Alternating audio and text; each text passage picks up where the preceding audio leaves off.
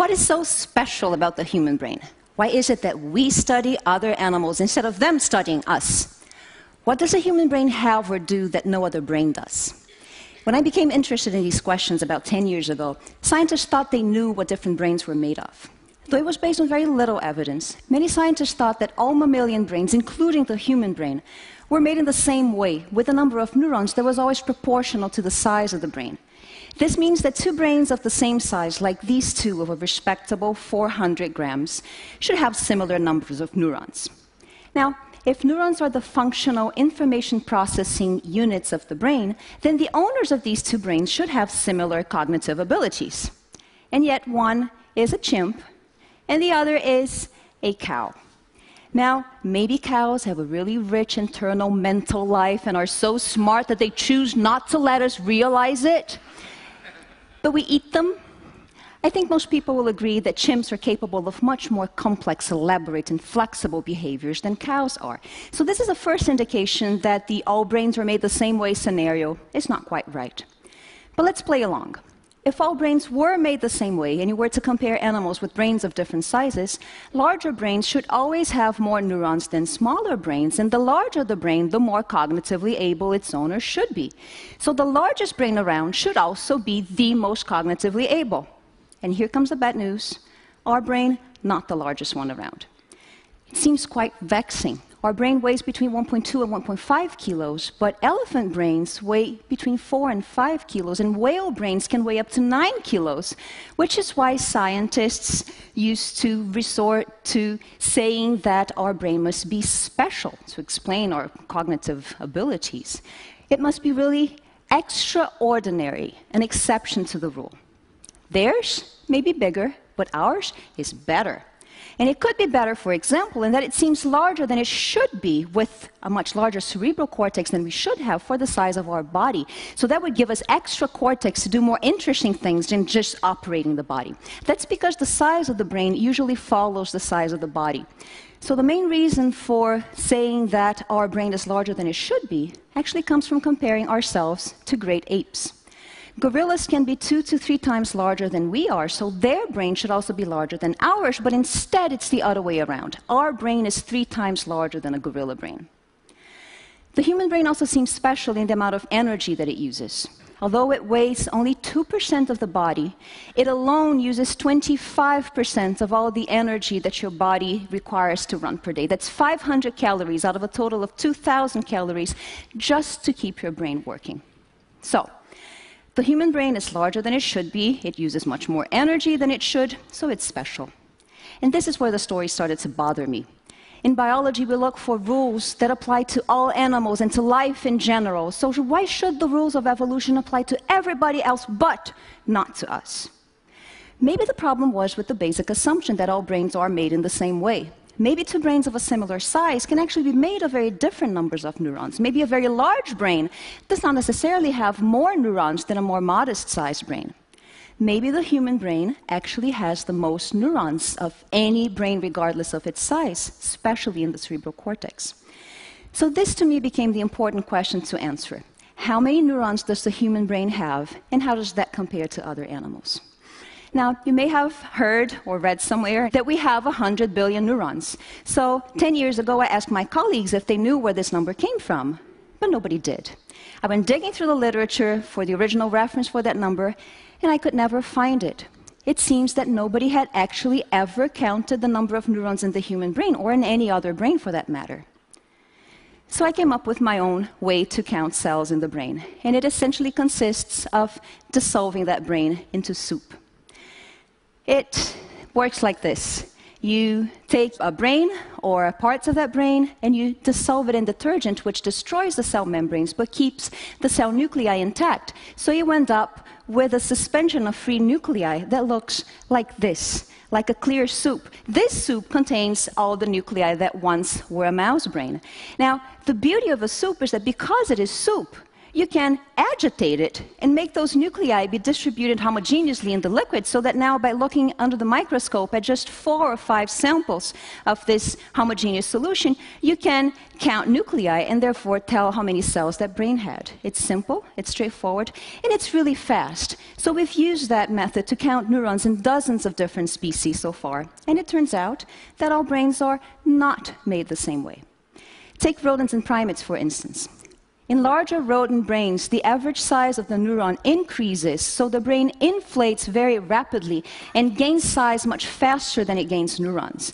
But primate brains gain neurons without the average neuron becoming any larger, which is a very economical way to add neurons to your brain. The result is that a primate brain will always have more neurons than a rodent brain of the same size. And the larger the brain, the larger this difference will be. Well, what about our brain then? We found that we have on average 86 billion neurons, 16 billion of which are in the cerebral cortex. And if you consider that the cerebral cortex is the seat of functions like awareness and logical and abstract reasoning, and that 16 billion is the most neurons that any cortex has, I think this is the simplest explanation for our remarkable cognitive abilities. But just as important is what the 86 billion neurons mean. Because we found that the relationship between the size of the brain and its number of neurons could be described mathematically, we could calculate what a human brain would look like if it was made like a rodent brain. So, a rodent brain with 86 billion neurons would weigh 36 kilos. That's not possible. A brain that huge would be crushed by its own weight. And this impossible brain would go in a body of 89 tons. I don't think it looks like us. So this brings us to a very important conclusion already, which is that we are not rodents. The human brain is not a large rat brain. Compared to a rat, we might seem special, yes, but that's not a fair comparison to make, given that we know that we are not rodents, we are primates. So the correct comparison is to other primates. And there, if you do the math, you find that a generic primate with 86 billion neurons would have a brain of about 1.2 kilos, which seems just right, in a body of some 66 kilos, which in my case is exactly right, which brings us to a very unsurprising but still incredibly important conclusion. I am a primate, and all of you are primates. And so was Darwin. I love to think that Darwin would have really appreciated this. His brain, like ours, was made in the image of other primate brains. So the human brain may be remarkable, yes, but it is not special in its number of neurons. It is just a large primate brain. I think that's a very humbling and sobering thought that should remind us of our place in nature. Why does it cost so much energy then?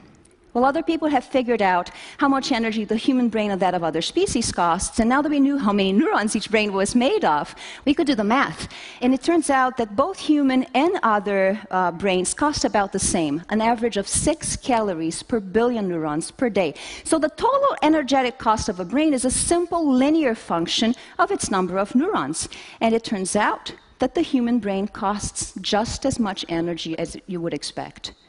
So the reason why the human brain costs so much energy is simply because it has a huge number of neurons. And because we are primates with many more neurons for a given body size than any other animal, the relative cost of our brain is large. But just because we're primates, not because we're special. Last question then. How did we come by this remarkable number of neurons? And in particular, if great apes are larger than we are, why don't they have a larger brain than we do with more neurons?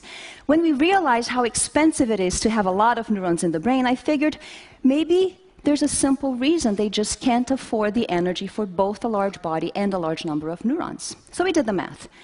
We calculated on the one hand how much energy a primate gets per day from eating raw foods, and on the other hand, how much energy a body of a certain size costs and how much energy a brain of a certain number of neurons costs. And we looked for the combinations of body size and number of brain neurons that a primate could afford if it ate a certain number of hours per day.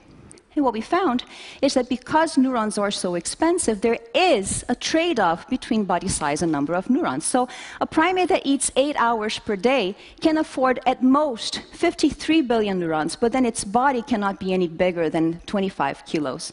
To weigh any more than that, it has to give up neurons. So it's either a large body or a large number of neurons. When you eat like a primate, you can't afford both.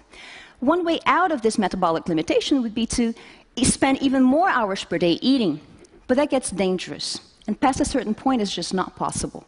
Gorillas and orangutans, for instance, afford about 30 billion neurons by spending 8.5 hours per day eating, and that seems to be about as much as they can do. 9 hours of feeding per day seems to be the practical limit for a primate. What about us? With our 86 billion neurons and 60 to 70 kilos of body mass, we should have to spend over 9 hours per day every single day feeding, which is just not feasible. If we ate like a primate, we should not be here. How did we get here then? Well, if our brain costs just as much energy as it should, and if we can't spend every waking hour of the day feeding, then the only alternative really is to somehow get more energy out of the same foods. And remarkably, that matches exactly what our ancestors are believed to have invented 1.5 million years ago when they invented cooking. To cook is to use fire to pre-digest foods outside of your body. Cooked foods are softer, so they're easier to chew and to turn completely into mush in your mouth. So that allows them to be completely digested and absorbed in your gut, which makes them yield much more energy and much less time. So cooking frees time for us to do much more interesting things with our day and with our neurons than just thinking about food, looking for food, and gobbling down food all day long. So because of cooking, what once was a major liability, this large, dangerously expensive brain with a lot of neurons, could now become a major asset, now that we could both afford the energy for a lot of neurons and the time to do interesting things with them. So I think this explains why the human brain grew to become so large, so fast in evolution, all the while remaining just a primate brain. With this large brain now affordable by cooking, we went rapidly from raw foods to culture, agriculture, civilization, grocery stores, electricity, refrigerators, all those things that nowadays allow us to get all the energy we need for the whole day in a single sitting at your favorite fast food joint. So what once was a solution now became the problem. And ironically, we look for the solution in raw food. So what is the human advantage? What is it that we have that no other animal has?